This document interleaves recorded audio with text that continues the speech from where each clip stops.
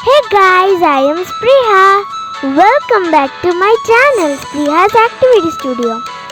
আজকে আমি কবিগুরু রবীন্দ্রনাথ ঠাকুরের একটি কবিতা আপনাদের শোনাচ্ছি। রবিবার লিখেছেন কবিগুরু রবীন্দ্রনাথ ঠাকুর। সোম মঙ্গল বুধ এরা সব আসে তাড়াতাড়ি। এদের ঘরে আছে বুঝি মস্ত হাওয়া গাড়ি। রবিবার সে কেন মাগো এমন দেরি করে? ধীরে ধীরে পৌঁছায় সে সকল বাড়ির পরে। আকাশ বাড়ে তার বাড়িটি দূর কি সবার চেয়ে? সে বুঝি মা তোমার মতো গরিব ঘরের মেয়ে। সোম মঙ্গল বুধের খেয়াল থাক বাড়ি জন্য, বাড়ি ফেরার দিকে ওদের একটুও মন নেই।